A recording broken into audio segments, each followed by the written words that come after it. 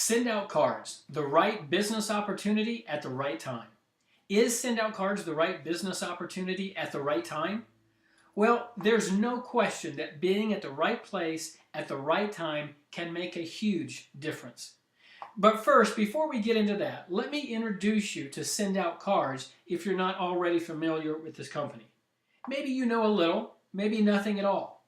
Perhaps you've heard some rumors, you've picked up a little information here and there, but you're still not quite sure you understand who and what Send Out Cards really is. Send Out Cards is a privately held corporation and was officially launched in 2005. Its founder and CEO is Cody Bateman, and it is headquartered in Salt Lake City, Utah. Send Out Cards is an online greeting card and gifting company with over 100 million cards sent since its inception. This, among other milestones, has garnered Send Out Cards the prestigious Mail Innovation Award by the United States Postal Service as the nation's #1 sender of first-class mail. Send Out Cards was also named among America's fastest growing companies in Inc.com.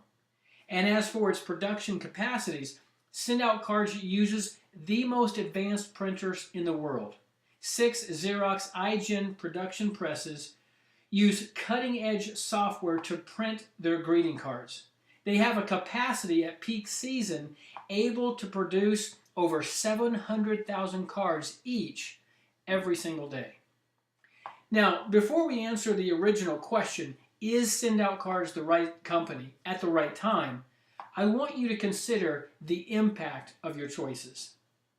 You are free to choose, but you are not free from the consequence of your choice. The truth is, your choices have a huge impact on your future. Some choices seem very insignificant. They seem to have inconsequential results. Other choices are obviously significant choices, and the ramifications appear to be significant even at the outset. Some choices, perhaps just a few extra calories consumed 3 meals a day, every day of the week after week, month after month, year after year, though seemingly small when taken individually, compounded over time, this choice can result in obesity. Yes, some choices seem small, but in fact they might be significant in the ramifications. Other choices are obviously significant. Perhaps who you're going to marry, what career you're going to pursue, where you're going to live. If you're married, perhaps planning to have children, how many children will you have? The truth is, our choices do have an impact on our future. Make the right choice in various scenarios, and you are in for a great future. You recognize this picture here on the right. Of course, that's Microsoft Corporation, 1978, and I'm sure you recognize that young teenager-looking guy in the lower left-hand corner.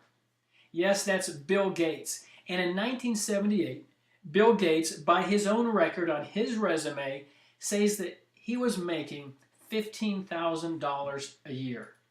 In 2012, just last year, Bill Gates' net worth was $67 billion. I'll tell you what, Bill Gates could have made you a very rich man. If you were in the right place at the right time and you made the right choice, it could have had significant and far-reaching impact in your life. If you had purchased just $10,000 worth of shares during Microsoft's initial public offering, today you would own 137,088 shares in Microsoft, and these shares would be worth $3.6 million. Every year, you would be earning almost $88,000 in dividends. I mean, the challenge, though, is in seeing it. I mean, really, would you have invested $10,000 in this group? Looks like a bit of a motley crew at this point. But that's the real challenge. The key is to see it in the early stages, before it comes to fruition. That's when you strike gold. So how do you see the opportunity and capitalize on it even before it happens? Well, consider Netflix, Amazon, and iTunes. How would you like to have been an investor in Netflix, in Amazon, or in iTunes before they went big? I mean, these companies were game changers. In the past, when you wanted to watch a movie, you drove down to the local Blockbuster store. When you wanted a book, you drove down to the Borders bookstore. When you wanted a song or an album, you drove to the local record store. But that has all changed, hasn't it? Some companies, as marketplace changes loom over the horizon, like an ostrich, they literally put their heads in the sand and pretend like those marketplace changes aren't happening, they're not coming, and they continue on with the same plan. These companies, instead of resisting marketplace changes, these companies like Netflix, Amazon, and iTunes had an eye on the future and positioned themselves to harness the power of these marketplace changes instead of being made obsolete by them like Blockbuster, Borders, and record stores. Companies that resist marketplace change do so to their own demise. Those that foresee and plan for and capitalize on these changes ride the wave of change to great success and financial reward. Consider what Charles Darwin had to say. He said, "It's not the strongest of the species that survives, nor the most intelligent that survives. Rather, it's the one that is most adaptable to change." The key is to be adaptable. We all know the story of Blockbuster and what happened back in 2010. The move, long expected and prearranged with bondholders, ends an era that Blockbuster literally dominated. I mean, they were at the top of their game. They sat on the throne in their marketplace. But that era that Blockbuster dominated has ended, the era of Americans visiting video stores for movie rentals. Increasingly, Americans are watching movies via video subscription services such as Netflix, vending machine services such as Redbox, and services that offer movies on demand via cable, satellite, and the internet. And this was a direct quote from USA Today. I mean, here is a prime example of an industry literally revolutionized almost overnight. Modern technology was the nemesis of those companies like Blockbuster, when their business went from the storefront to the internet, from brick and mortar to click and order. So what is the next billion-dollar technology shift? Is one coming? You bet. Marketplace changes are happening almost rhythmically, time and time again. Can you see it? Can you see the next billion-dollar technology shift? Well, being able to see it, to anticipate it, to prepare for it, can make all the difference. We cannot direct the wind, we can only adjust our sails.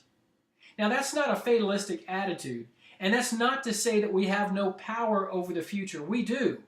We can make decisions, and if they're not the best decisions, we can readjust in the future. We can make new decisions as we go. But the truth is, some things are inevitable and outside our control. In that case, the key then is to get in position now, to be in the right place, to be at the right time, and to make the right choices. Rather than fight and resist the changing tides, why not merge your strengths with the marketplace changes? Don't resist and fight it. Rather, capitalize on it. Blockbuster and Borders, they didn't capitalize. They were crushed by the changing technology.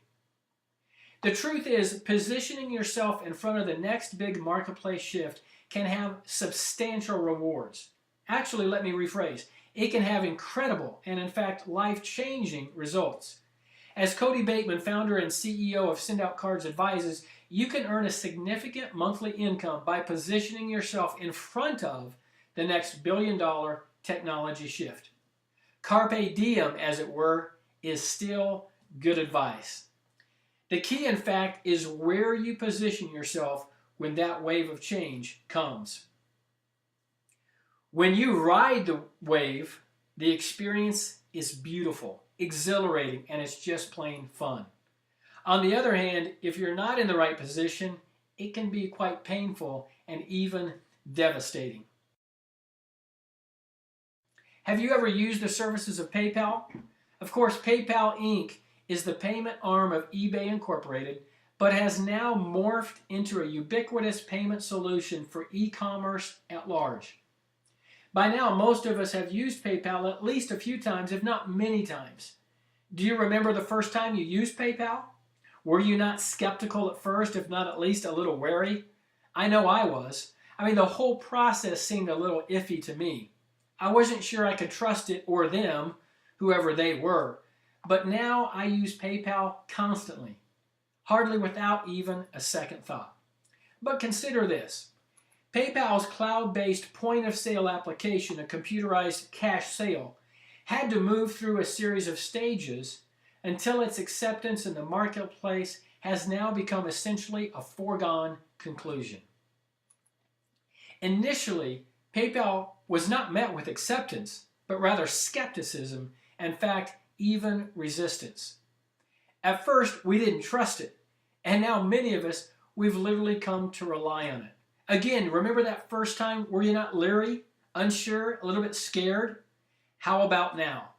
Well, PayPal did not get there overnight, but look at them today.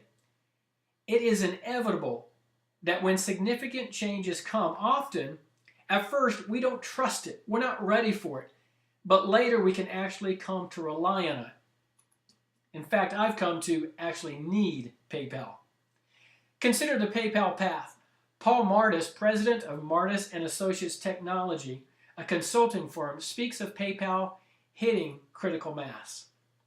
Critical mass in this context, the context of technological change, means when there is enough buzz, knowledge, and awareness on the part of consumers that the technology has the opportunity to go from curiosity to adoption.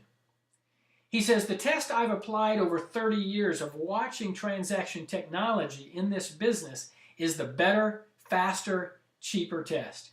If you have 2 out of the 3, if something provides the consumer with a better, faster, and or cheaper service, it is likely to be adopted.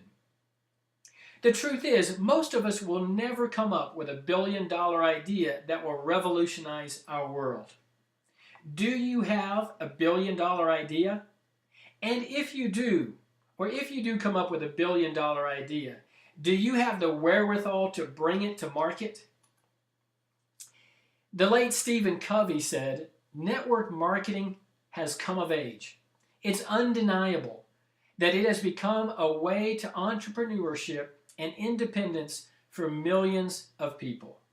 The truth is, network marketing is the pathway for financial freedom for many people. Network marketing is the best, most accessible pathway to financial success and financial freedom for the average person. Just consider what Robert Kiyosaki had to say. Robert Kiyosaki, the best-selling author and millionaire entrepreneur, says network marketing is the business of the 21st century. Warren Buffett, the famous financial investor and advisor, he himself owns 3 network marketing companies. Donald Trump, the billionaire extraordinaire, has said that if he lost everything, if he had to start all over again, he would begin with a network marketing company. So the question is, what is the company and what is the right time? And can you read the signs? So let's talk about the evolution of a network marketing company. The stages are the formulation phase, the concentration phase, the momentum phase, and the stability phase. What time is the best time to get involved? Well, that's for you to decide. But as I've already said, being at the right place at the right time can make all the difference. Certainly, getting on board with a company before it hits momentum is not a bad place to be. But now I'm getting ahead of myself, so we'll get to that in just a little bit. The first phase, the formulation phase, is considered the groundwork phase. During this time, the foundation for the company is built and laid. The product is created and fine-tuned. The compensation plan is established and tweaked, and the first line distributor group is established. This is inherently the riskiest time to get involved, but can, in keeping with the high-risk scenario, produce generational wealth for those who find success. This phase generally lasts just a few years, perhaps 1 to 3 years. It is estimated that approximately 90% of all network marketing companies that fail do so in the first 18 months of operation during this formulation phase. Next, the concentration phase follows. During this time, the company, after gaining its footing, now starts to get some real traction, moving into the $30 to $50 million per year revenue generation range. This phase is called the concentration phase because it takes hard work, concentration, and perseverance. During this time, the company's pathway is solidified. In this phase, the distributor network begins to grow and does so at a modest but encouraging pace. This phase usually lasts another 1 to 3 years. Often, this is the phase that appears most attractive to newcomers, because now the foundation is already laid. The bugs, so to speak, have been worked out. Towards the end of this phase, much of the risk of a new venture startup is past. And what is so attractive here is that the looming third phase, the momentum phase, is just over the horizon. It's literally just around the corner.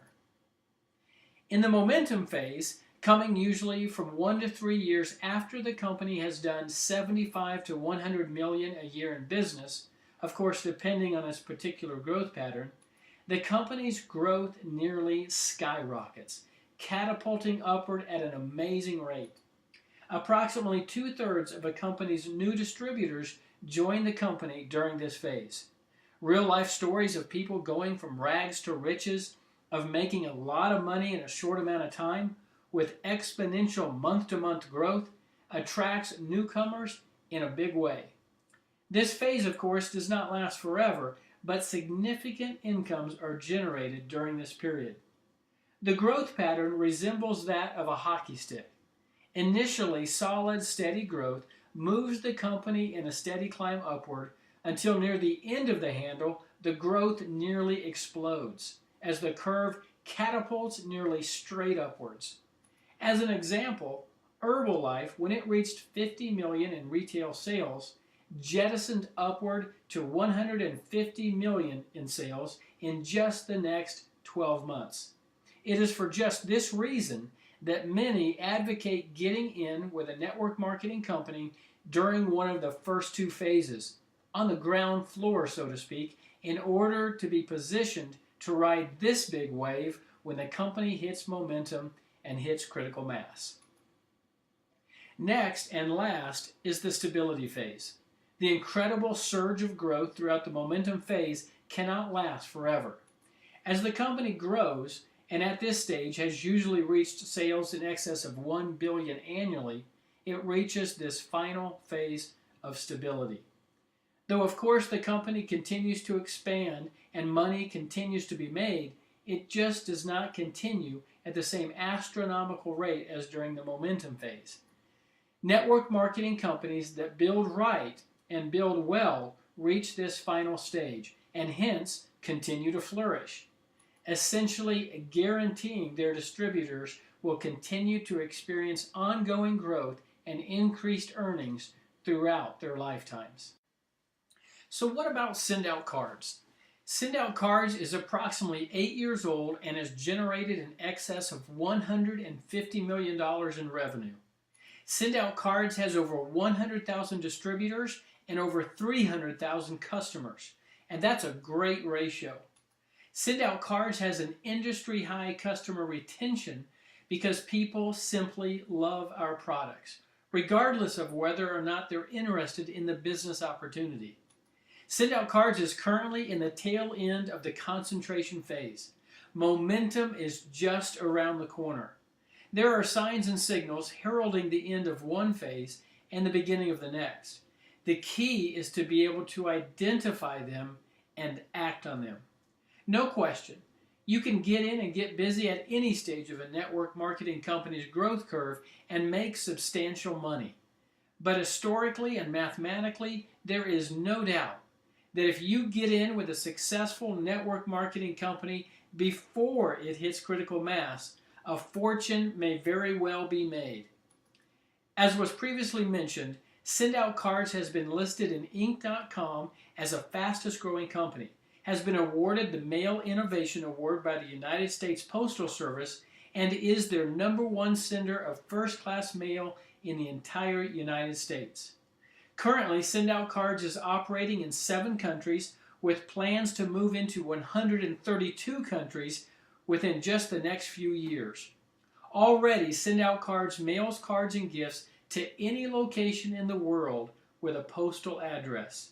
SendOutCards is a solid company, has grown every year since its inception, is debt-free, privately held, and a voluntary member of the Direct Selling Association. In the next 5 years, SendOutCards will be a household name, and in 5 to 7 years, $1 billion company. Now, we all know what this picture represents. Of course, that's a nuclear warhead. Now, I found the definition of critical mass, and I want to read this. It's the minimum amount of fissile material needed to maintain a nuclear chain reaction. When critical mass is reached, it is literally unstoppable. You couldn't stop it if you tried.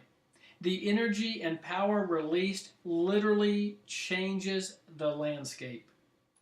As Paul Martis said, critical mass means there's enough buzz, knowledge, and awareness on the part of consumers that a technology goes from mere curiosity to adoption.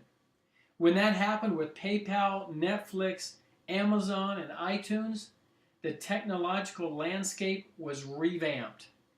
These companies are game changers. I mean, wouldn't you love to get just a little piece of the pie from those companies? And what these companies did to their respective niches, SendOutCards is doing with the greeting card and gifting industry. So what are the keys? The keys to moving from mere curiosity to adoption. It's simple. Is the product or service better? Is the product or service faster? And is the product or service cheaper?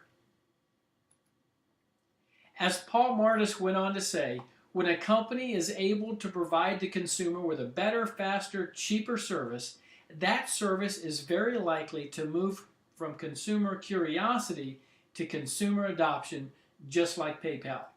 SendOutCards is poised to do the exact same thing. So, is SendOutCards better? Absolutely. Complete customization creates memorable and heartfelt cards with gifts added at the click of a button. Is SendOutCards faster? Absolutely. No more running out to the store. Your selection goes out by first-class mail the very next day. Is SendOutCards cheaper? Absolutely. Cards sent out at 1/3 the average cost of a store-bought card. SendOutCards doesn't have 2 of 3. SendOutCards has 3 of 3. When it comes to the better, faster, cheaper test, SendOutCards aces it. Let others lead small lives, but not you. Let others argue over small things, but not you. Let others cry over small hurts, but not you. Let others leave their future in someone else's hands, but not you. So get in front of the next big technological shift. Don't stand on the sidelines and miss your chance. Do the math. Advancing technology has and is changing the way that we do business. Greeting cards and gifts and purchases are moving from brick and mortar to click and order. SendOutCards is the next big technology shift. As greeting cards and gifts move from the storefront to the home front, someone is going to make a lot of money, and it might as well be you. Contact us, join us, make the decision now. Ride the wave. If we can be of help in any way, if we can answer any questions that you might have, give us a call at 303-684-9186, or you can email us at donandvonda@downsteam.com. We'd be happy to answer any questions that you might have, talk to you more about SendOutCards, the company, the product, the service, and the business opportunity. Truly, things are changing rapidly. Companies gain momentum, and tremendous fortunes are made if you are there at the right time and the right place and you act. Give us a call. We'd be happy to talk with you. Thanks for taking the time to watch this video.